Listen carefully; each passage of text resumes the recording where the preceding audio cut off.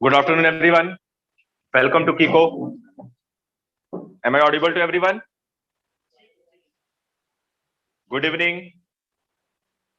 देव, बिल्कुल ये class 11th ही है. Good evening everyone. मेरी आवाज आ रही है सबको? गुड. चलिए, तो आज हम लोग वेक्टर स्टार्ट करने वाले हैं.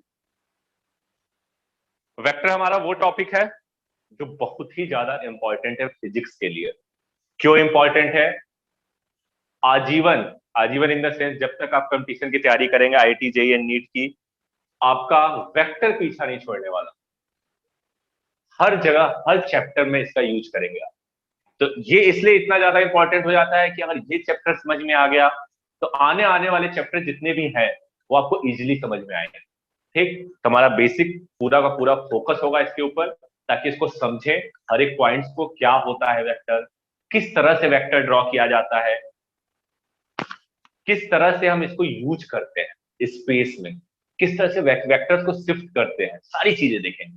ठीक, बारी बारी से. तो चलिए स्टार्ट करते हैं. सबसे पहले इंट्रोड्यूस करते हैं वेक्टर होता क्या है. तो कहानी को शुरू करते हैं अपने वेक्टर के. वेक्टर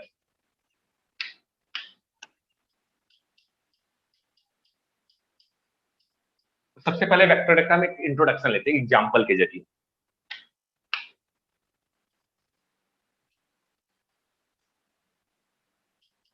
नाइन्थ क्लास में डिस्टेंस और डिस्प्लेसमेंट सबने पढ़ा होगा. ठीक, मान लीजिए मैं आपसे कहूं कोई एक आदमी है, इनिशियली ओ पॉइंट पर है. ये आपका एक्स एक्सिस है and this is Y axis. ये क्या किया? घूमने निकला यहां से. सबसे पहले एक्स डायरेक्शन में 5 मीटर गया. हमने कहा यहां से ये पहुंच गया ए पर. फिर बोर हो गया, कहा कि चलो वाई डायरेक्शन में चलते हैं. अगेन ये वाई डायरेक्शन में गया 5 मीटर. ठीक, कहां पे पहुंच गया? बी पर. हम सबको मालूम है, आपसे पूछा जाए डिस्टेंस कितना होगा तो बहुत इजीली सब लोग जवाब दे देंगे. डिस्टेंस कितना है? 10 मीटर. डिस्प्लेसमेंट आपसे पूछा जाए वो भी आप बता देंगे. डिस्प्लेसमेंट कितना होगा इसका? तो आप कहेंगे भाई ए से बी गया है, यानी डिस्प्लेसमेंट कितना होगा इसका? ये एक राइट एंगल ट्रायंगल बन रहा है, सॉल्व आउट करेंगे तो 5√2 मीटर. अब यहां पर जब आपने डिस्प्लेसमेंट बोला तो डिस्प्लेसमेंट बोलते ही एक चीज आपको समझ में आई कि 5√2 मीटर किधर. जब तक ये नहीं आप एक्सप्लेन करेंगे डिस्प्लेसमेंट अधूरा है. क्यों अधूरा है? 5√2 मीटर इधर भी हो सकता है, 5√2 मीटर पे यहां पे भी कोई पॉइंट हो सकता है, यहां पे भी कोई पॉइंट हो सकता है, यहां पे भी कोई पॉइंट हो सकता है. तो 5√2 मीटर गया तो, लेकिन किधर गया? डायरेक्शन बताना बहुत ज्यादा इंपॉर्टेंट हो गया हमारा. तो अगर अब यहां पे आप डायरेक्शन बताना चाहें, अगर मैं इसको यही ऐसे कह देता कि ये 5 मीटर है, ये 5 मीटर है, अगर यहाँ पे हम एंगल डिफाइन कर दें थीटा, टेन थीटा की बात करिए, टेन थीटा कितना हो जाएगा यहां से? 5/5 यानी 1, यानी थीटा इक्वल टू कितना हो गया हमारा? 45 डिग्री. तो जैसे ही आपने कहा theta is equal to 45 degree, आपका ये डायरेक्शन सेंस कंप्लीट हो गया. आप क्या कहोगे? ये आदमी एक्स एक्सिस से 45 डिग्री पे 5√2 मीटर गया. जैसे ही मैंने ये शब्द बोला कि ये क्या किया है, एक्स डायरेक्शन में, एक्स डायरेक्शन से, एक्स एक्सिस से 45 डिग्री पे 5√2 मीटर गया, तो क्या मैंने बी के पोजीशन को एकदम सही तरह से डिफाइन कर दिया? रिप्लाई करिए. जैसे ही अगर मैंने ये बोला कि एक्स एक्सिस से ये 45 डिग्री पर 5√2 मीटर गया, तो क्या आप एक्यूरेटली बी को एकदम डिफाइन कर रहे हैं? यानी बी का डायरेक्शन सेंस कंप्लीट हो गया. तो ये जो क्वांटिटी है ये क्या है? Vector quantity. और इसकी खासियत क्या है? इसको डिफाइन करना है तो मैग्नीट्यूड के साथ साथ डायरेक्शन को भी डिफाइन करना पड़ेगा. और डायरेक्शन कैसे डिफाइन करेंगे? तो एक चीज और हमें पता चली एंगल के थ्रू, इसके एंगल को डिफाइन करिए तो हम डायरेक्शन को भी डिफाइन कर सकते हैं। तो यहां से हमें यह समझ में आई कि अच्छा वेक्टर क्वांटिटी ये होती है। हमें करना क्या है, ये बताना है कि इसका मैग्नीट्यूड कितना है और डायरेक्शन क्या है। जैसे ही आपने मैग्नीट्यूड और डायरेक्शन डिफाइन किया, संकल्प कैसे लेफ्ट एंड राइट बोथ हो सकता है। अब इसके लिए फिर आपको मुझे 10th क्लास की कोऑर्डिनेट ज्योमेट्री पढ़ानी पड़ेगी। जैसे ही मैंने एक्स एक्सिस बोला तो अनस्पोकन है प्लस एक्स एक्सिस होगा। अगर मैं माइनस एक्स एक्सिस बोलता तब इधर आता, हाँ प्लस एक्स एक्सिस जैसे ही बोला तो ये लाइन मेरी फिक्स हो गई। अब इसको हम क्या कहेंगे, reference line.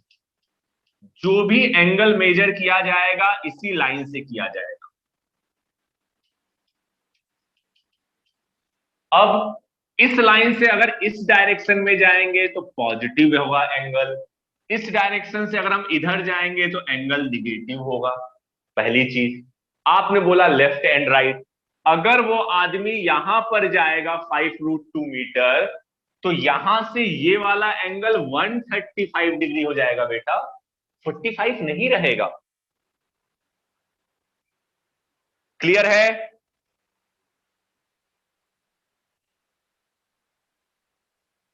Left and right जो आपने बोला संकल्प, क्या अब क्लियर है? लेफ्ट एंड राइट से बहुत ज्यादा फर्क पड़ गया हमें,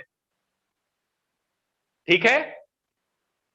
इसलिए एंगल स्पेसिफिक होते हैं। जैसे ही 45 डिग्री कह दिया एक ही पॉइंट होगा, -45 डिग्री कहते तब ये यहां पर आ जाता, देखिए तुरंत डायरेक्शन चेंज हो गया इसका। ठीक, आएंगे इन चीजों पर। तो एंगल अगर हमने सही तरीके से डिफाइन कर दिया रेफरेंस लाइन के साथ तो हमने उसके पोजीशन को अच्छे से डिफाइन कर दी। तो यहां से हमारे डिफिनेशन निकल कर आती है।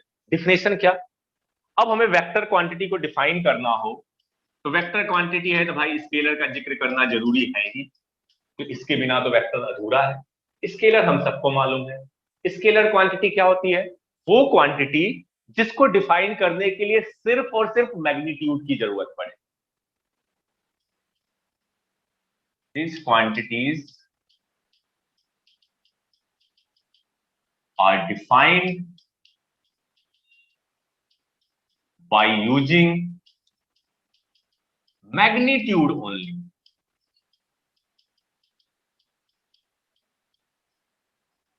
ठीक, सिंपल है।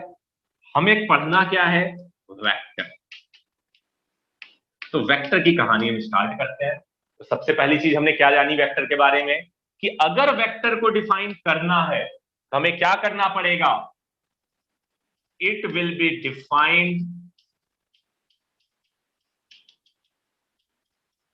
Bye using magnitude as well as direction. अगर ये दोनों क्वांटिटी मिलेंगी तभी आप उसको पूरी तरह से डिफाइन कर पाएंगे। अभी अभी हमने एग्जाम्पल से ये चीज समझा। इसी का प्लीज रिपीट। आदिश यूनिट पे आएंगे, यूनिट तो होगा ही होगा, यूनिट की कहानी अलग है। ठीक, अभी सिर्फ हम मैग्नीट्यूड पे बात कर रहे हैं और डायरेक्शन पे। इसी का देखिए मैं अगेन रिपीट कर दे रहा हूं। मैंने क्या कहा, वेक्टर हमने स्टार्ट किया है और वेक्टर के बारे में सिर्फ हमने एक एग्जाम्पल के थ्रू समझा। अगर 9th क्लास में हम सबने देखा है, अगर हमसे कहा जाए प्लस एक्स एक्सिस के अलाउंग 5 मीटर आप गए, वाई एक्सिस के अलाउंग +5 मीटर गए, यानी ओ से आप ए पे गए, ए से पी पे गए, तो डिस्प्लेसमेंट कितना होगा। तो राइट एंगल ट्रायंगल बन रहा है, पाइथागोरस थ्योरम यूज किया, हमने बता दिया 5√2 मीटर। लेकिन कहानी अभी अधूरी है। 5√2 मीटर पे ढेर सारे पॉइंट्स हो सकते हैं, यहाँ पर किसी भी डायरेक्शन में हो सकते हैं। अगर सही सही इसके पोजीशन को बताना है हमें डायरेक्शन भी बताना पड़ेगा। तो डायरेक्शन बताने के लिए हमने क्या किया, ट्रायंगल है, टेन थीटा निकाल लिया, 5/5 यानी 1 थीटा कितना हो गया 45 डिग्री। और जैसे ही हमने कहा कि प्लस एक्स एक्सिस से 45 डिग्री पर है ये, तो आपने बी के डायरेक्शन को डिफाइन कर दिया। तो एक वेक्टर को अगर पूरी तरीके से डिफाइन करना है तो हम क्या करेंगे, उसका मैग्नीट्यूड और डायरेक्शन दोनों पता होना चाहिए। तो जैसे ही आपने मैग्नीट्यूड और डायरेक्शन डिफाइन किया, हमने क्या किया, वेक्टर को डिफाइन कर दिया।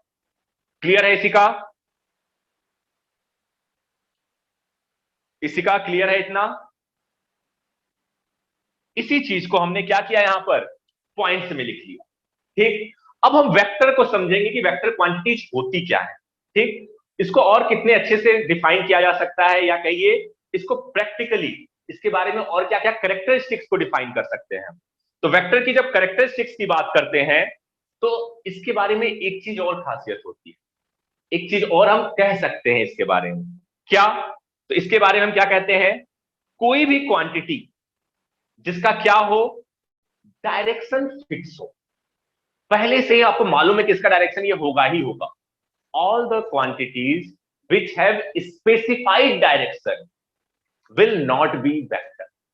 ये कोई जनरल रूल नहीं है, लेकिन फिर भी कॉमनली यूज कर सकते हैं। मैंने क्या कहा, इस पॉइंट को ध्यान से देखिएगा। अकॉर्डिंग टू दिस पॉइंट हम कह रहे हैं all the quantities which have specified direction, यानी fix direction, specified direction will not be a vector quantity। लेकिन ये कोई हार्ड एंड फास्ट रूल नहीं है। मैकेनिक्स तक तो ये बात ठीक चलती है, उसके बाद दिक्कत होने लगती है। बहुत सी ऐसी चीजें हैं जो आपका फिक्स डायरेक्शन रखती हैं लेकिन वेक्टर होती हैं। इसका एक्सेप्शन भी मैं ही बता दे रहा हूं। ये कोई हार्ड एंड फास्ट रूल नहीं है, फिर भी कॉमनली मोस्टली ये बात सही होती है। फ्यूज मैं उसको भी डिफाइन करूंगा, नॉर्थ ऑफ ईस्ट, सारी चीज मैं अभी स्टेप बाय स्टेप डिफाइन कर रहा हूं। थोड़ा सा सब्र रखिए। ठीक, जब मैं एंगल्स को डिफाइन करूंगा तो ये चीज बताऊंगा कि नॉर्थ ऑफ ईस्ट क्या होता है, ईस्ट ऑफ नॉर्थ क्या होता है, सारी चीज बताऊंगा। ठीक, थोड़ा सा सब्र रखिए। तो मैंने सबसे पहली बात जो वेक्टर के बारे में कही कि वो क्वांटिटी जिनका डायरेक्शन स्पेसिफाइड, ठीक, वो क्या होंगी, वेक्टर क्वांटिटी नहीं कही जाएगी। लेकिन अगेन ये यूनिवर्सली सही नहीं है, तो इसको हम यूज करेंगे, लेकिन इसको क्राइटेरिया नहीं मानेंगे वेक्टर मानने का, क्योंकि इसका एक्सेप्शन भी बता देता हूं मैं। मेरे पास एक्सेप्शन भरे पड़े हैं। एक्सेप्शंस की बात करिए तो सबसे पहला एक्सेप्शन आता है इलेक्ट्रिक डाइपोल मोमेंट, जिसको आप 12th क्लास में देखेंगे। Electric dipole moment, area vector, इन सबके और भी होते हैं भाऊ। इन सबका क्या डायरेक्शन फिक्स है, लेकिन फिर भी वेक्टर क्वांटिटी है ये। तो अगेन ये मैंने रूल बताया तो, पर इसको जनरल रूल नहीं मानेंगे आप। मैं अगेन कह रहा हूं, क्राइटेरिया है लेकिन फिक्स क्राइटेरिया नहीं है। इसके बेसिस पे आप श्योरली नहीं कह पाएंगे कि क्वांटिटी वेक्टर है कि नहीं।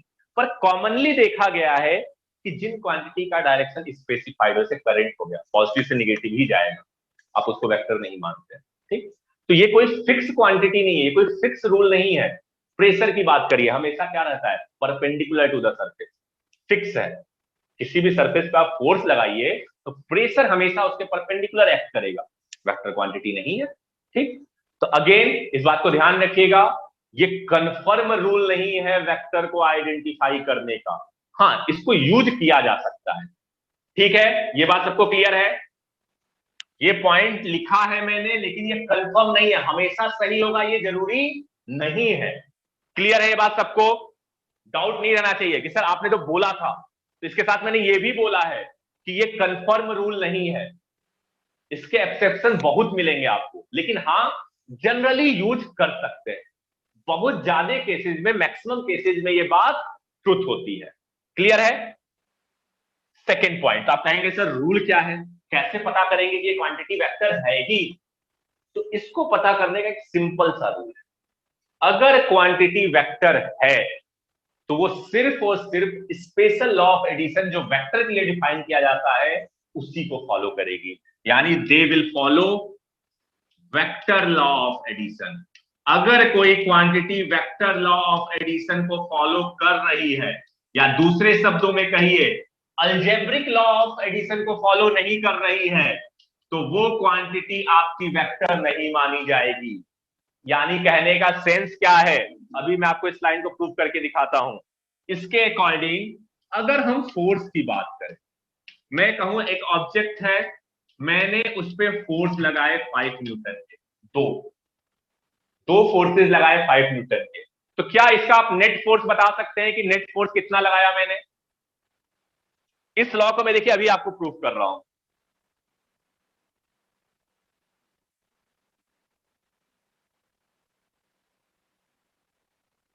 इसी का इसको इस तरह से समझो, जो पहला पॉइंट मैंने बताया, मैंने कहा कि मान लीजिए आप कहीं जा रहे हो, आपको किसी को पहचानना है, कि जैसे मान लो मैं ही कहूं, मैं मुझे कहना है कि आप जाना रोड पे, जो ब्लू कलर के शर्ट में दिखेगा मैं हूं। अब ऐसा तो हो नहीं सकता उस रोड पे सिर्फ मैं अकेला ब्लू कलर का शर्ट पहना हूं, और भी लोग मिल सकते हैं। लेकिन ये बात तो सच है ना कि मैं भी ब्लू कलर का शर्ट पहना होऊंगा, तो ब्लू कलर के शर्ट में मैं होऊंगा, ये तो सत्य है। पर कोई और नहीं होगा, क्या ये सच है? इसी का आपको समझ में नहीं आया तो इसमें इसका समझा रहा हूं। कोई और नहीं होगा, क्या ये बात सच है? सेम चीज इसके साथ है। हाँ, ये कॉमन है कि अगर स्पेसिफाइड डायरेक्शन है तो वेक्टर नहीं मानेंगे, लेकिन हमेशा सही होगा ये जरूरी नहीं है। इसलिए इसको हम जनरली फॉलो नहीं करते, पर मैथमेटिक्स में मोस्टली जगह ये ट्रुथ होता है और यूज कर सकते हैं। तो इसको एक दूसरे शब्दों में कहिए, ना ही यूज करें तो ज्यादा बेटर है, क्योंकि बहुत गलतियां ये करा सकता है, आपको कई बार कंफ्यूजन क्रिएट करा सकता है। ठीक, लेकिन अगर कोई क्वांटिटी इसको फॉलो कर रही है तो 110% वो क्वांटिटी वेक्टर कही जाएगी। कैसे, वो मैं समझा रहा हूं। तो मैंने पूछा दो फोर्स लगा 5 न्यूटन का, तो इन दोनों का नेट फोर्स क्या कहा जाएगा? अब कहोगे सर कैसे पता चलेगा नेट फोर्स? कोई रिप्लाई नहीं कर पा रहा है, क्यों नहीं कर पा रहा है? डायरेक्शन ही नहीं पता है। पर मैं अगर जैसे ही ये डायग्राम बनाऊं, ये रहा 5 न्यूटन का फोर्स, ये रहा 5 न्यूटन का फोर्स, अब बताओ नेट फोर्स कितना होगा? अब बताइए नेट फोर्स कितना होगा? 10 न्यूटन। तुरंत सब लोग जो अप्लाई किए, सबका मानना है 10 न्यूटन। ये 15 किसने लिखा है? सौरभ, इतनी बड़ी गलती? मैथ की स्पेशल क्लास लगवानी पड़ेगी तुम्हारी। अब देखिए, अगर मैं आपसे ये बोल दूं कि नहीं भाई ये डायग्राम ऐसा नहीं ऐसा है, तो अब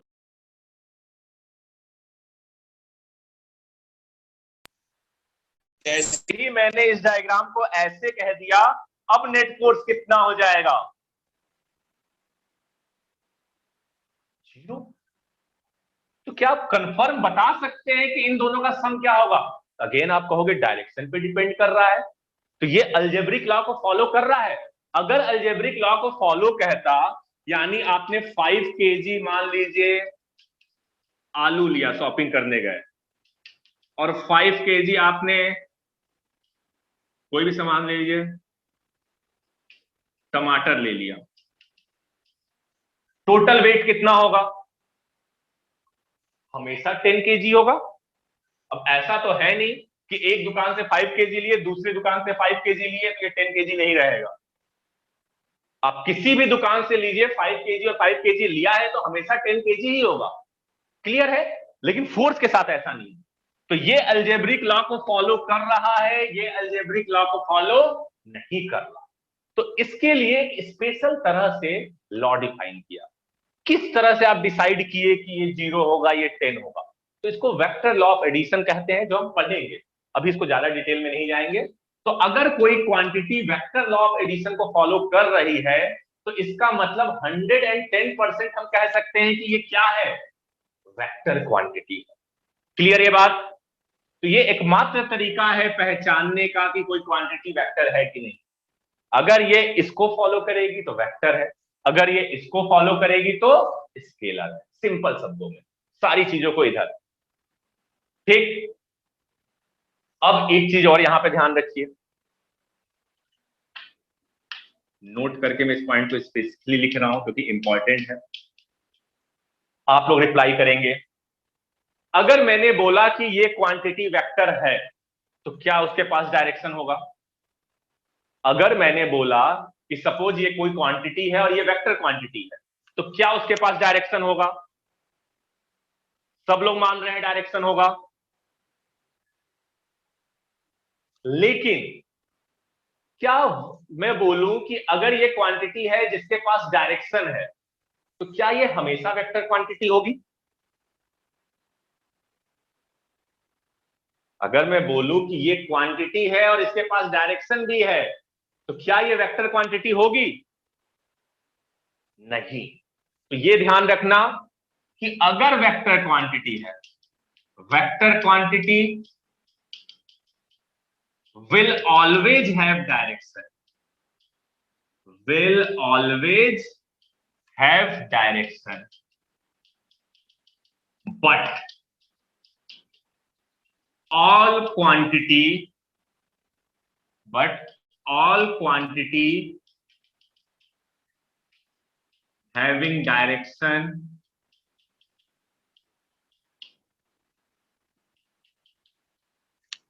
will not be vector. Vector है तो डायरेक्शन होगा, लेकिन डायरेक्शन है तो वो वेक्टर होगा जरूरी नहीं है। क्लियर है ये बात सबको? इतना मैग्नीट्यूड तो होगा ही ना, मैग्नीट्यूड तो स्केलर और वेक्टर दोनों के पास होता है। जो चीज दोनों के पास है उसको हम क्यों कंपेयर करें? हमें तो कंपेयर करके अलग करना है ना। हम उसकी बात कर रहे हैं जो हमें क्वांटिटीज को स्केलर से अलग करना है। वो चीज क्या है? डायरेक्शन। क्लियर है मयंक? हम डायरेक्शन की बात इसलिए कर रहे हैं कि क्या है, हमें इसको स्केलर क्वांटिटीज से अलग करना है। चलिए जेसिका, मैंने यहां पे ये कहा कि अगर क्वांटिटी वेक्टर है, यानी फोर्स है, चलो एग्जांपल्स के थ्रू बात करते हैं। फोर्स, अगर फोर्स वेक्टर क्वांटिटी है तो इसके पास डायरेक्शन होगा। जेसिका एग्री कर रहे हैं? फोर्स अगर वेक्टर क्वांटिटी है तो डायरेक्शन होगा। यस और नो, सिंपल बोलते जाइए। जेसिका, फोर्स वेक्टर क्वांटिटी है तो डायरेक्शन होगा। Yes, very good. अगर मैं बोलूं वेलोसिटी वेक्टर क्वांटिटी है तो डायरेक्शन होगा।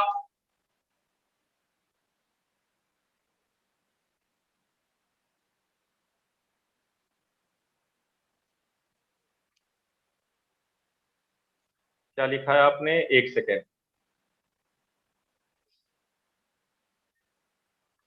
Will not be direction, it should be vector, कहां लिखा है मैंने?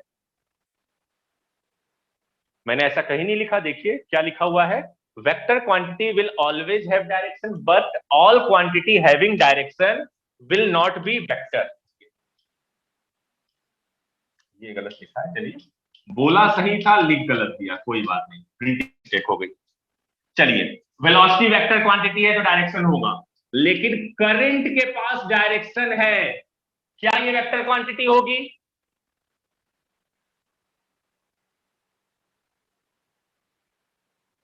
मैंने कहा करंट के पास डायरेक्शन है, लेकिन क्या ये वेक्टर क्वांटिटी होगी? नहीं होगी।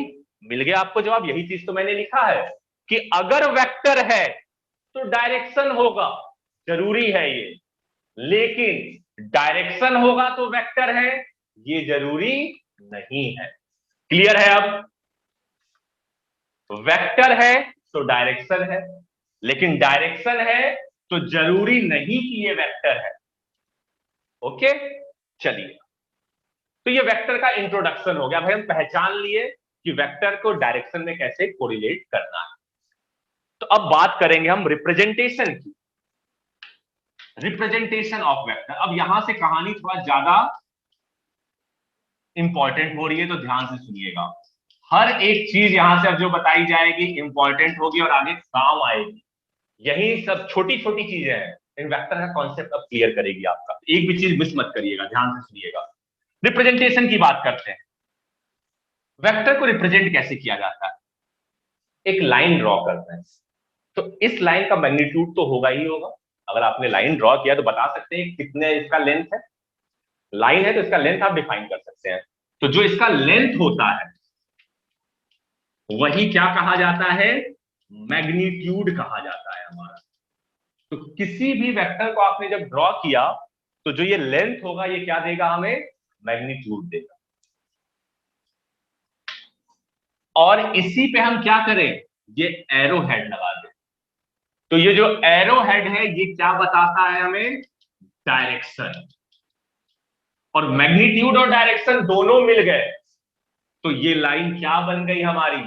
वेक्टर क्वांटिटी बन गई। तो किसी भी वेक्टर को रिप्रेजेंट करना हो तो इस तरह से रिप्रेजेंट किया जाता है। क्लियर है? लेंथ क्या देगा हमें? मैग्नीट्यूड देगा, और ये एरो हेड क्या देगा हमें?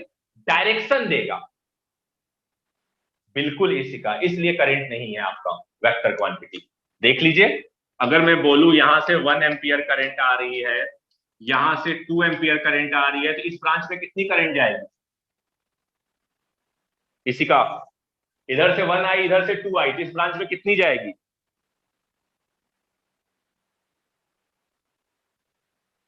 3 एम्पियर। गुड।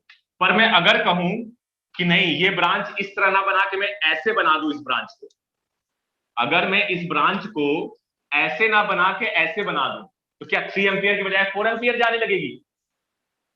ब्रांच का मैंने डायरेक्शन चेंज कर दिया, तो क्या इसमें करंट 3 एम्पियर के बजाय कुछ और जाने लगेगी? अभी भी 3 एम्पियर जा रही है। तो फर्क पड़ रहा है किस डायरेक्शन में है ये वायर, इसलिए ये वेक्टर क्वांटिटी नहीं है। क्लियर? चलिए, रिप्रेजेंटेशन भी सबको क्लियर हो गया। अगर आप इस तरह से कोई लाइन बना रहे हैं एरो हेड के साथ, तो जो लेंथ होगा वो क्या देगा हमें? मैग्नीट्यूड, और ये एरो हेड क्या बता रहा है हमें? डायरेक्शन बता रहा है। लिखते कैसे हैं किसी भी चीज को, ये समझिए। किसी भी अल्फाबेट के ऊपर अगर मैंने एरो बना दिया, तो ये क्या रिप्रेजेंट कर रहा है कि आर एक वेक्टर क्वांटिटी है। मैंने एफ लिखा, इसके ऊपर इस तरह से लाइन बना दिया, तो ये क्या डिनोट कर रहा है? एफ एक वेक्टर क्वांटिटी है। तो वेक्टर को ये लिखने का तरीका है। अल्फाबेट के ऊपर अगर इस तरह से एरो लग जाए तो हम क्या कहते हैं? वो क्वांटिटी कैसी हो जाएगी? वेक्टर क्वांटिटी हो जाएगी। और वहीं दूसरा चीज हम क्या कहें? इस वेक्टर क्वांटिटी को मॉड के अंदर रख दें, दो स्ट्रेट लाइन, इसको मॉड कहते हैं हम। तो ये क्या डिनोट करता है? Magnitude of vector. इस चीज को ध्यान रखेंगे। अगर सिंपली कोई इस तरह से लिखा है तो वो वेक्टर है, अगर इसी को मॉड के अंदर रख दिए तब ये क्या रिप्रेजेंट करता है हमें? Magnitude of vector. तो रिप्रेजेंटेशन में किसी को भी दिक्कत? क्लियर है रिप्रेजेंटेशन? रिप्रेजेंटेशन हमारा सबको क्लियर है?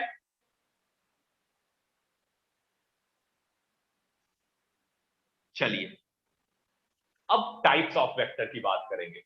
टाइप्स ऑफ वेक्टर सिर्फ टाइप्स नहीं है, यहां से बहुत इंपॉर्टेंट कॉन्सेप्ट निकलेंगे, और ये कॉन्सेप्ट हमें आगे हेल्प करेंगे वेक्टर के क्वेश्चंस को सॉल्व करने के लिए। कैसे? मैं दिखाता हूं आपको। सबसे पहली चीज जो मैं आपको बताने वाला हूं, इक्वल वेक्टर्स, और ये सबसे इंपॉर्टेंट कॉन्सेप्ट है। यहां से एक ऐसा कॉन्सेप्ट हमें पता चलता है जो वेक्टर को देखने का नजरिया ही हमारा बदल देगा, और वेक्टर के लिए हमारी जो लाइफ है वो बहुत ज्यादा सिंपल कर देगा। कैसे? तो सबसे पहले मैं बताता हूं इक्वल वेक्टर होता क्या है। मान लीजिए मैं कहूं एक वेक्टर ये है ए, और एक वेक्टर ये है बी। ठीक, इन दोनों के वेक्टर की खासियत क्या है? इन दोनों का लेंथ यानी मैग्नीट्यूड और डायरेक्शन दोनों सेम है। कोई भी वेक्टर जिसका मैग्नीट्यूड और डायरेक्शन दोनों सेम हो तो वो हमेशा क्या कहा जाएगा? इक्वल वेक्टर कहा जाएगा।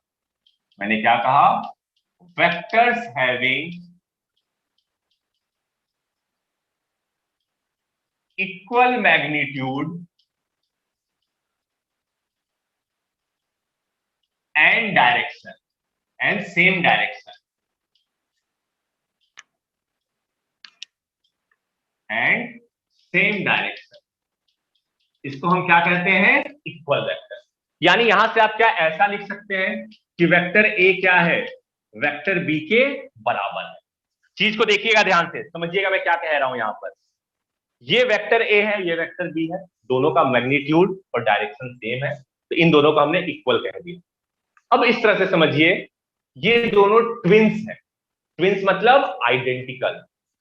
अब मैं आपसे कहूं कि भाई अगर ट्विंस है तो मैं इसको वेक्टर बी लिख दूं, इसको वेक्टर ए लिख दूं, तो कोई प्रॉब्लम?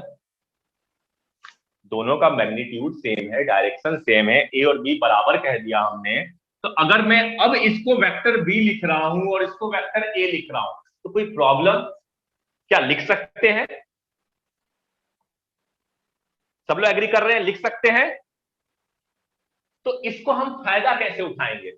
अब फायदा कैसे उठाते हैं, इसका कहने का सेंस क्या हुआ, एक वेक्टर को अगर डायरेक्शन चेंज किए बिना स्पेस में कहीं भी मूव कराइए वो वेक्टर सेम रहेगा। कहने का सेंस क्या है, ये पेन सपोज ये वेक्टर ए है, इसको मैंने यहां से उठा के यहां पर रख दिया, तो क्या अभी भी ये वेक्टर ए कहा जाएगा अगर इसका मैग्नीट्यूड और डायरेक्शन सेम है? तो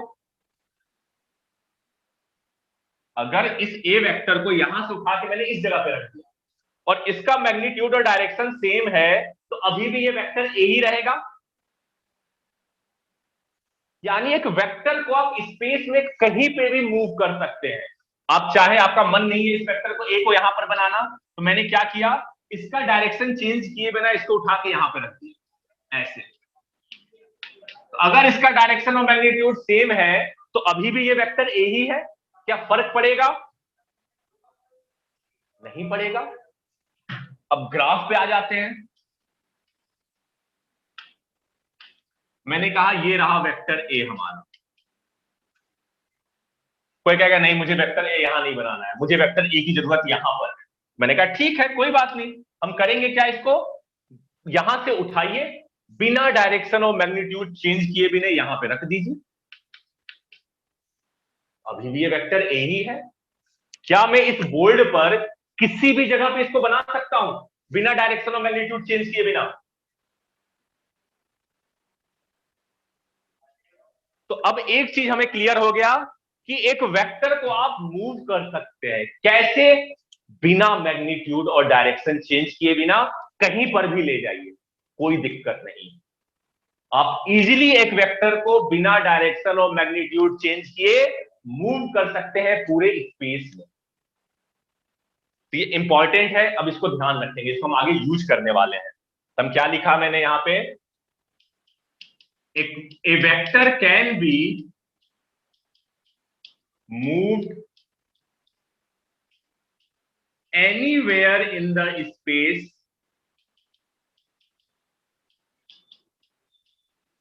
without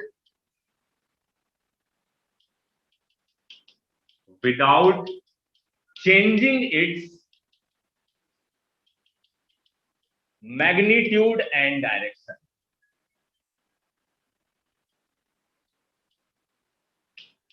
तो अब आने वाले क्वेश्चन में अगर मैं एक वेक्टर को शिफ्ट करूंगा कोई ऑब्जेक्शन नहीं करेगा कि सर आपने शिफ्ट कैसे कर दिया, क्योंकि हमें मालूम है कि वेक्टर को शिफ्ट किया जा सकता है बिना मैग्नीट्यूड और डायरेक्शन चेंज किए। ठीक, ये बहुत इंपॉर्टेंट था इसलिए मैंने इसको स्पेसिफिकली ध्यान दिया। सब लोग अब ध्यान रखेंगे, अब आज के बाद आप किसी भी वेक्टर को मूव करना हो शिफ्ट करना हो कर सकते हैं, बस ध्यान क्या रखना है, मैग्नीट्यूड और डायरेक्शन चेंज नहीं होना चाहिए। ठीक, तो इक्वल वेक्टर सबको क्लियर है? अब इक्वल वेक्टर सबको क्लियर है? इक्वल वेक्टर में किसी को भी डाउट? गुड, तो चलते हैं दूसरे वेक्टर के पास। दूसरा वेक्टर इससे भी महान है, जीरो वेक्टर। अब आप कहोगे सर जीरो वेक्टर क्या होता है? ये एक ऐसा वेक्टर है जिसका डायरेक्शन कुछ भी हो सकता है, जो डायरेक्शन आप इमेजिन करो वो डायरेक्शन ये ले लेगा। हैरी पॉटर देखा है आप लोगों ने?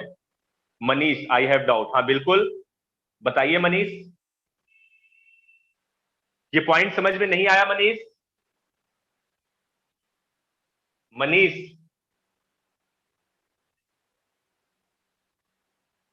क्लियर नहीं हुआ ये? जब देखिए पहली जो लाइन मैंने लिखी कि कोई भी दो वेक्टर जिसका मैग्नीट्यूड इक्वल हो और डायरेक्शन सेम हो इसको इक्वल वेक्टर कहेंगे। मैं ग्राफ वाला भी डिफाइन कर रहा हूं, ये पॉइंट क्लियर थी आपको कि ए और बी क्या है, इक्वल वेक्टर है। यानी आप ए को बी कह सकते हैं, बी को ए कह सकते हैं। एग्री कर रहे हैं इस बात से? मनीष पहली पॉइंट जो मैंने यहां पे एक्सप्लेन की थी क्या क्लियर है? ए को बी और बी को ए कहा जा सकता है। गुड। यानी आप इसको यहां बनाइए, चाहे यहां बनाइए, कहीं पे भी बनाइए, डायरेक्शन और मैग्नीट्यूड सेम है, यानी वो वेक्टर सेम है, चेंज नहीं हुआ। तो मैंने जब ग्राफ के टर्म में इस क्वेश्चन को कहा, तो मैंने कहा कि अगर ये यहां से सपोज 45 डिग्री है, यानी इस एक्स एक्सिस इस डायरेक्शन से 45 डिग्री पे है, तो मैंने इसको उठा के यहां पे रख दिया। अभी भी ये यहां से क्या है, 45 डिग्री पे है। तो क्या ये दोनों आइडेंटिकल नहीं है? दोनों का मैग्नीट्यूड सेम है, डायरेक्शन सेम है, तो क्या दोनों इक्वल वेक्टर नहीं है? मैग्नीट्यूड और डायरेक्शन सेम है तो दोनों इक्वल वेक्टर है कि नहीं मनीष? दोनों इक्वल वेक्टर होंगे।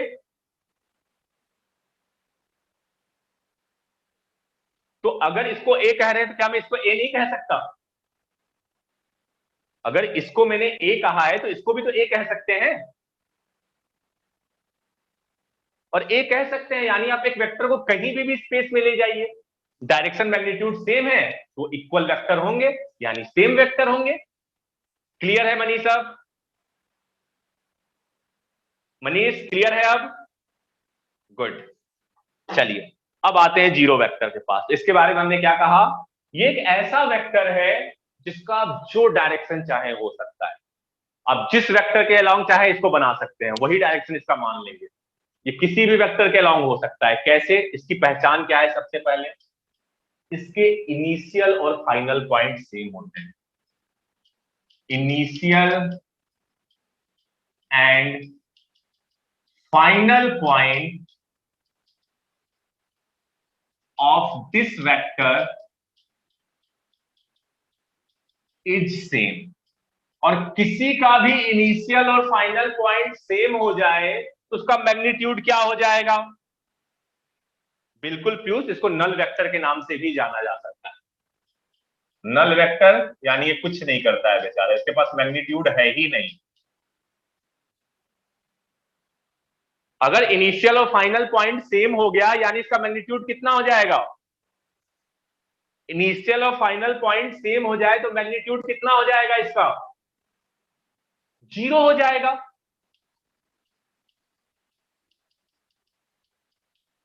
मैग्नीट्यूड क्या है इसका?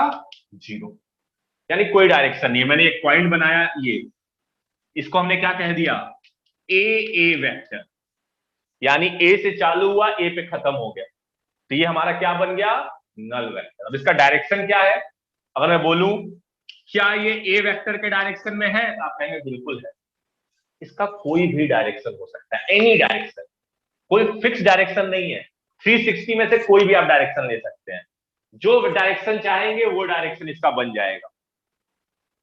क्लियर है ये बात? जीरो वेक्टर समझ में आया? इसका कोई फिक्स डायरेक्शन नहीं होता है, जो भी डायरेक्शन आप इमेजिन करेंगे वो डायरेक्शन ये बन जाएगा। ठीक। मैग्नीट्यूड जीरो कैसे हुआ? अच्छा चलिए मैं डिफाइन कर देता हूं मैग्नीट्यूड कैसे जीरो हुआ। आप घर से निकले, शॉपिंग किए, जलेबी खाए, समोसा खाए, घूम फिर के घर पर वापस आ गए, आपका डिस्प्लेसमेंट कितना हुआ? तो इनका अभी समझिए, यूजेस धीमे धीमे सामने आएंगे जब हम पढ़ते जाएंगे आगे। नल वेक्टर का भी यूज हम अभी आगे हम देखेंगे। इसकी भी सबसे बड़ी खासियत ही यही है कि जो डायरेक्शन चाहेंगे वो डायरेक्शन बन जाता है। आगे आने वाले वक्त में जब इसकी जरूरत पड़ेगी तब देखेंगे, बस अभी करेक्टरिस्टिक्स को समझिए। इसका डाउट था मैं बता रहा था। इसी का इसी का बताइए। घूम फिर के आप घर पे पहुंच गए, डिस्प्लेसमेंट कितना हुआ? जीरो। डिस्प्लेसमेंट जीरो हो गया यानी वेक्टर क्या हो गया? नल वेक्टर हो गया। डिस्प्लेसमेंट तो जीरो है ना, पर डिस्प्लेसमेंट वेक्टर क्वांटिटी है। हम क्या कहेंगे, ये कौन सा वेक्टर बन गया? नल वेक्टर या जीरो वेक्टर। क्लियर है अब?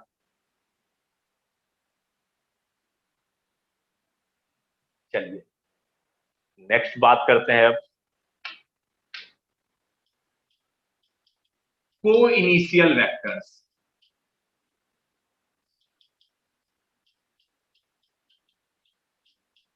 अभी मैं इंट्रोडक्शन दे रहा हूँ वेक्टर का, बस समझिए वेक्टर होते क्या है, यूजेस सबके सामने आएंगे। को इनिशियल नाम से ही पता चल रहा है, वो वेक्टर जिनका इनिशियल पॉइंट सेम हो, यानी अगर ये पॉइंट है, यहां से आप इधर गए जिसको हमने ए वेक्टर कह दिया, कोई दूसरा आदमी था यहां से इधर चला गया, इसको हमने बी वेक्टर कह दिया, तो ए और बी क्या हो गए हमारे, को इनिशियल वेक्टर। वेक्टर्स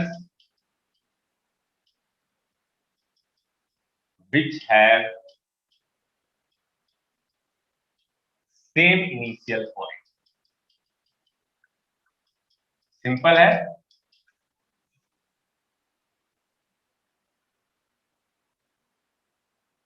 एंगल अंकित, किसमें एंगल नहीं बनेगा,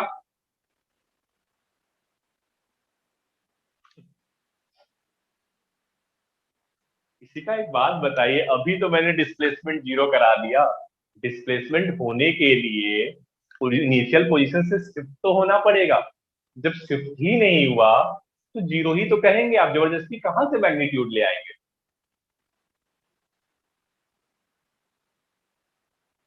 इस एग्जाम्पल में आप कहोगे नहीं मैं तो घूमने गई थी तो मेरा डिस्प्लेसमेंट होगा ही होगा, आप घर वापस आ गए हो तो डिस्प्लेसमेंट तो जीरो ही कहोगे ना। इनिशियल पॉइंट और फाइनल पॉइंट सेम हो चुका है, तो क्या फर्क पड़ता है कि आप घूमने गए थे कि नहीं।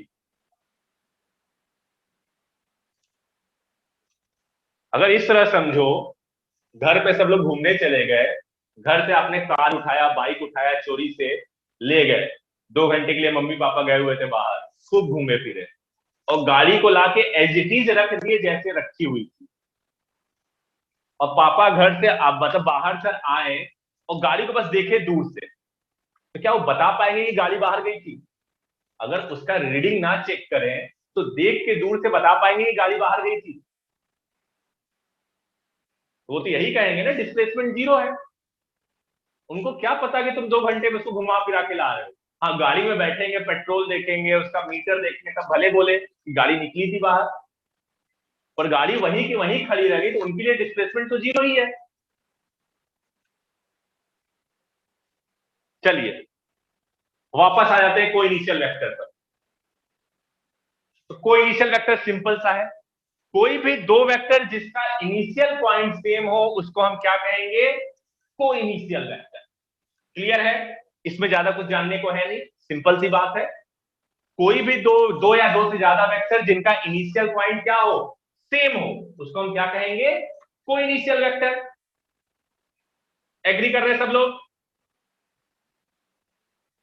अब इसमें तो कोई डाउट नहीं आना चाहिए एटलीस्ट, अब ये मत बोलना सर इनिशियल पॉइंट कैसे सेम हो गया।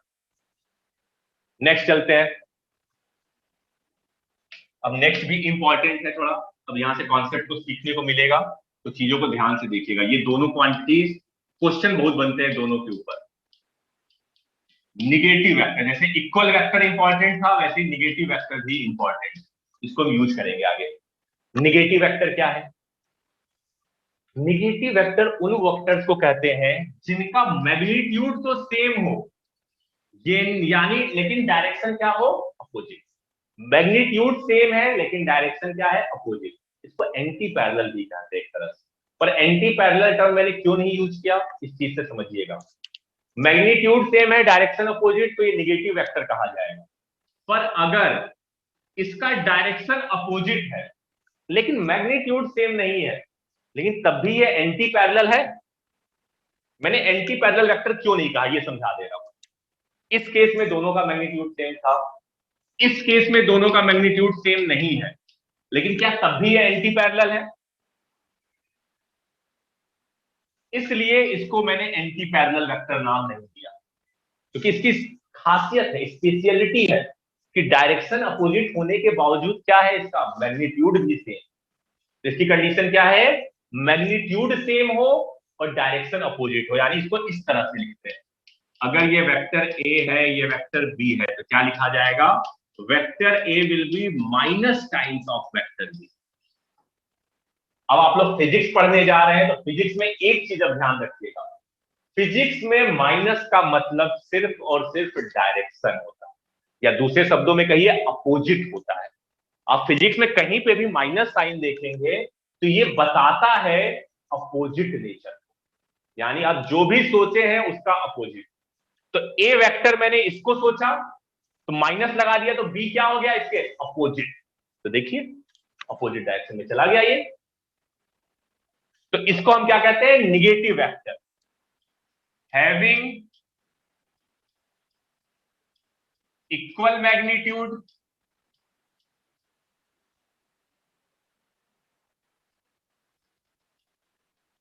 But opposite direction.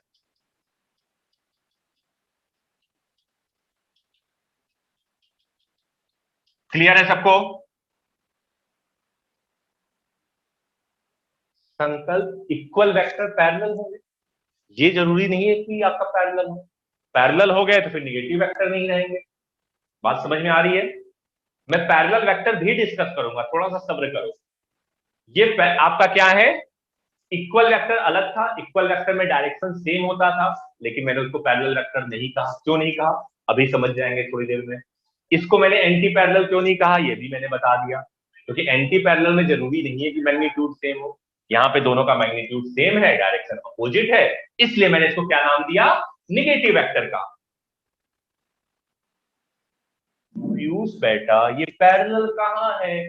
पैरेलल कब कहा जाता है, जब दोनों सेम डायरेक्शन में हो तभी तो पैरेलल। अगर आप रेस स्टार्ट करोगे तो रेस हमेशा पैरेलल दौड़ा जाता है। पैरेलल मतलब सेम डायरेक्शन में। ऐसा तो नहीं है कि एक आगे भागेगा दूसरा पीछे भागेगा और कहेगा चलो रेस लगाते हैं। क्या ऐसा रेस देखे हो कभी पीयूष? पैरेलल का मतलब समझिए, इसको पैरेलल कहेंगे ना आप। ये रही पैरेलल, ये एंटी पैरेलल है, मतलब अपोजिट, एक दूसरे के जस्ट अपोजिट। कहते हैं ना कि एक साउथ है तो दूसरा नॉर्थ है। जब घर में भाई बहन लड़ते हैं तो मम्मी पापा क्या कहते हैं, अरे परेशान हो गए हैं, एक साला मतलब एक साउथ है तो दूसरा नॉर्थ है, ऐसे ही बोलते हैं ना। तो वही इनके साथ है, दोनों अपोजिट है। एक साउथ है तो दूसरा नॉर्थ है, एक दूसरे के जस्ट अपोजिट है।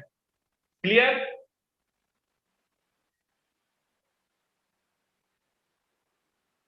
शिवानी ये निगेटिव वेक्टर नहीं है, यही मैंने बताया है, ये निगेटिव वेक्टर नहीं है। क्यों नहीं है? क्योंकि इन दोनों का मैग्नीट्यूड सेम है। ये देखिए मैंने कंडीशन लिखा है ना,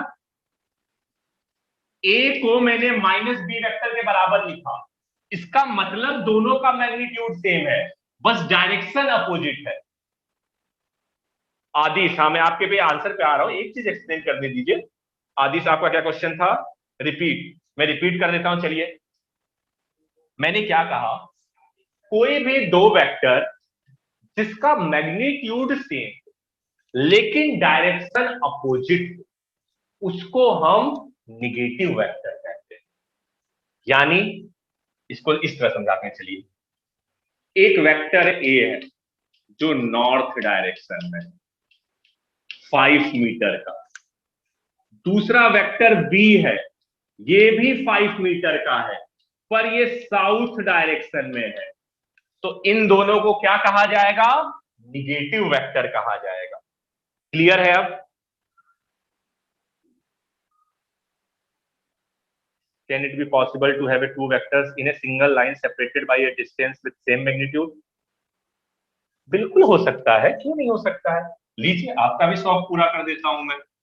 ये रहा वेक्टर ए 5 मीटर का, इसी के जस्ट नीचे ऐसे बता दीजिए 5 मीटर वेक्टर बी। अभी तो मैंने बताया अगर एक वेक्टर का डायरेक्शन चेंज ना किया जाए तो कहीं पे भी शिफ्ट कर सकते हैं। आपको अच्छा नहीं लग रहा है, इसको शिफ्ट करके यहां पे रख दीजिए, लीजिए।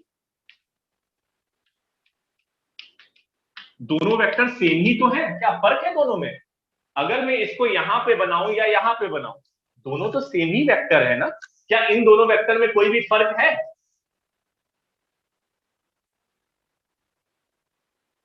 संकल्प क्लियर है? अब ग्राफ में, चलिए ग्राफ में भी बना के दिखा देता हूं। अरे आप कहीं पे भी बनाइए, फर्क नहीं पड़ता है इस कहानी। आप ग्राफ में जहां मन हो वहां बनाइए। चलिए कहां कहां बनाने का मन है आपको? मन है तो कहिए ये रहा वेक्टर ए 5 मीटर का, ये रहा वेक्टर बी 5 मीटर का। कहोगे नहीं सर मुझे ऐसे नहीं बनाना है, मैंने कहा ये रहा वेक्टर ए 5 मीटर का, ये रहा वेक्टर बी 5 मीटर का, लो सेम लाइन में भी हो गया। कोई कहा नहीं मुझे वाई एक्सिस में नहीं बनाना है, चलो ठीक है तुम्हारी बात भी मान लेते हैं। ये रहा वेक्टर सी 5 मीटर का, ये रहा वेक्टर डी 5 मीटर का। अब मैंने इसको सी और डी क्यों लिख दिया, डायरेक्शन चेंज हो गया। इसको ए नहीं लिख सकते हैं क्योंकि ये वाई के अलाउंग है एक्स। अब किधर भी बनाइए फर्क नहीं पड़ता है, बस दोनों का डायरेक्शन अपोजिट होना चाहिए। आपको ऐसे बनाना हो ऐसे बना लीजिए, ये रहा वेक्टर ए, ये रहा वेक्टर बी, दोनों 5 मीटर के हैं, लेकिन डायरेक्शन क्या है, अपोजिट है। क्लियर है अब? बिल्कुल सौम्या, यही बात मैं कह रहा हूं। सबको क्लियर है अब? गुड। तो ये निगेटिव वेक्टर की कहानी हो गई। इससे इंपॉर्टेंट जो मैं अगला वेक्टर बताने वाला हूं, जो आप लोग लाइन लाइन चिल्ला रहे थे, चलिए लाइन की ही बात कर लेते हैं। Collinear vector.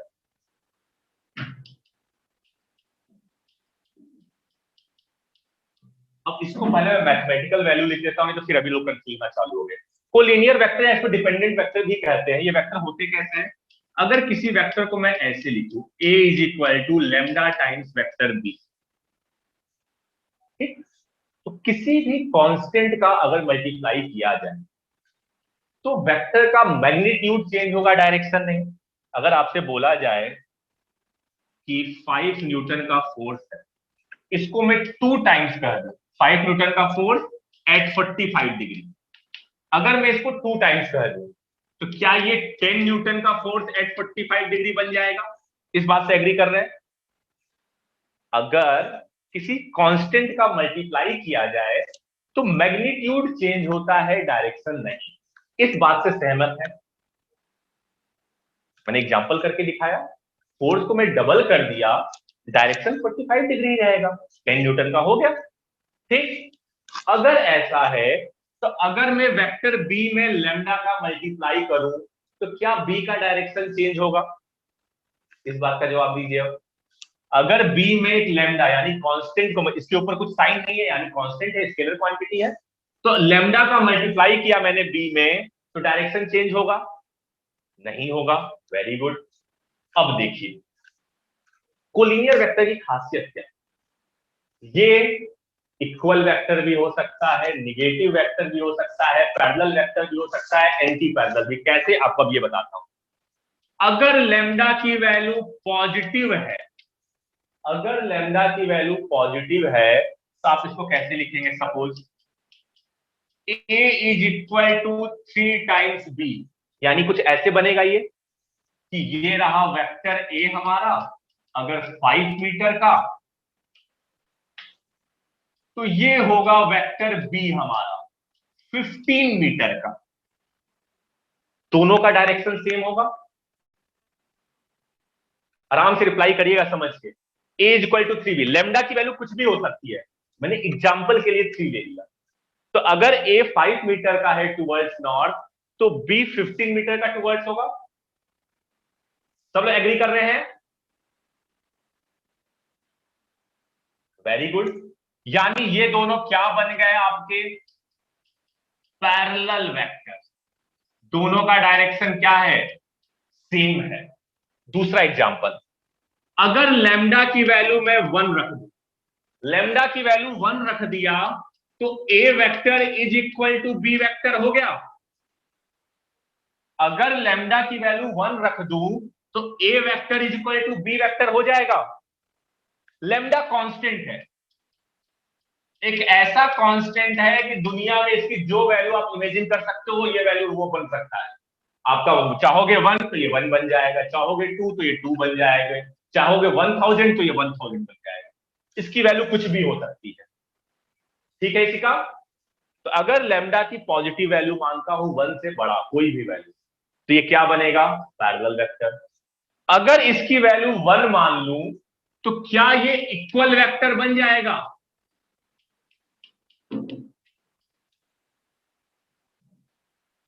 इक्वल वेक्टर भी पैरेलल वेक्टर ही होते हैं, लेकिन बस क्या होता है, इनका मैग्नीट्यूड सेम होता है, इनका नहीं होता है। यहां तक क्लियर हो? दूसरा जादू देखिए, अगर इसी लैम्डा की वैल्यू में -1 रख दूं तो क्या ये -b वेक्टर बन जाएगा,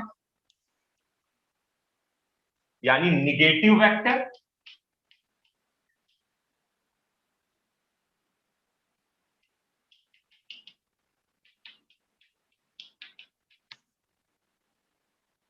और इसी लैम्डा की वैल्यू में -2 रख दिया तो ये -2 टाइम्स बी यानी एंटी पैरेलल वेक्टर बन गया।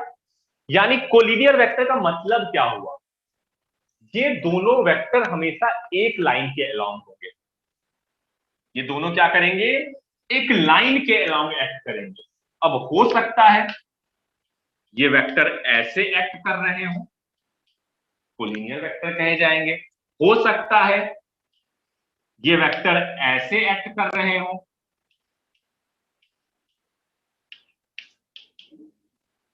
लाइन दोनों का सेम होना चाहिए, डायरेक्शन सेम या अपोजिट हो सकता है, उससे हमें फर्क नहीं पड़ता। अगर ऐसा है तो इसको हम कोलिनियर वेक्टर कहेंगे। और इसीलिए मैंने a is equal to lambda भी रखा। पहले आपको मैथमेटिकली समझाया कि लैम्डा की डिफरेंट वैल्यू के लिए ये डिफरेंट प्रॉपर्टी शो कर रहा है। कभी पैरेलल हो जा रहा है, कभी एंटी पैरेलल हो जा रहा है, कभी इक्वल हो जा रहा है, कभी निगेटिव हो जा रहा है, डिपेंड करेगा लैम्डा के ऊपर। क्लियर है?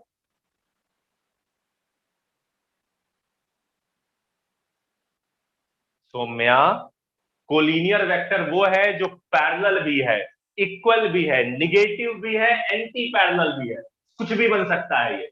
बस कंडीशन क्या है, सेम लाइन के अलोंग दोनों वेक्टर होने चाहिए। देखिए मैंने सारे एग्जांपल लिखे हैं आपके। शिवानी पैरेलल वाला, पैरेलल में देखिए a is equal to 3 times b। अभी मैंने कहा किसी भी वेक्टर को जब किसी कांस्टेंट से मल्टीप्लाई किया जाए तो सिर्फ मैग्नीट्यूड चेंज होता है डायरेक्शन में। ठीक, कांस्टेंट जब पॉजिटिव कांस्टेंट हो, और यहीं पे माइनस साइन लग गया तो माइनस साइन का मतलब ये है अपोजिट। तो जब तक पॉजिटिव था तो निगेटिव वाले को भूल जाइए। अभी पॉजिटिव है, 5 मीटर है अगर ए वेक्टर तो 3 टाइम्स यानी 15 मीटर, पर दोनों का डायरेक्शन तो सेम रहेगा। इसी का कुछ भी हो सकता है। देखिए मैंने यहां पे लैम्डा पॉजिटिव लिया, यहां पे पॉजिटिव लिया, यहां पे निगेटिव लिया, लैम्डा की वैल्यू कुछ भी हो सकती है। अभी यही तो बताया मैंने, लैम्डा की वैल्यू कुछ भी हो सकती है। इसी वजह से कोलिनियर वेक्टर में सिर्फ आप क्या कहेंगे, सेम लाइन के अलोंग एक्ट करेगा। पैरेलल एंटी पैरेलल दोनों हो सकता है, ये फर्क नहीं पड़ता, डिपेंड करेगा लैम्डा। और लिखते कैसे हैं, a is equal to lambda into B. चलिए इतना समझ लीजिए, अब इसको और अच्छे से समझाऊंगा इक्वेशंस लिख के।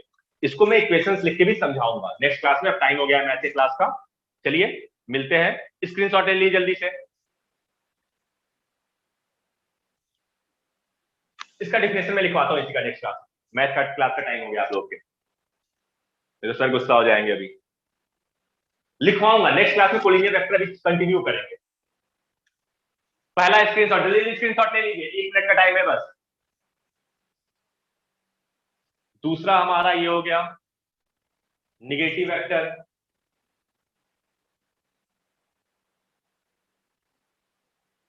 तीसरा को initial vector and null vector.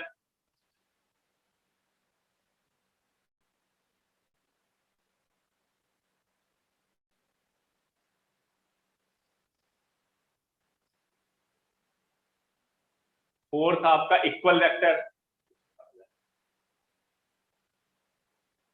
Bold भी खेल रहा है अभी। चलिए इक्वल वेक्टर हो गया ये। रिप्रेजेंटेशन हो गया,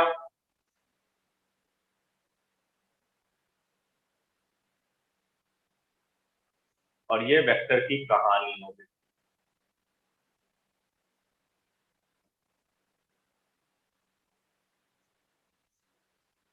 चलिए फिर नेक्स्ट क्लास में मिलते हैं।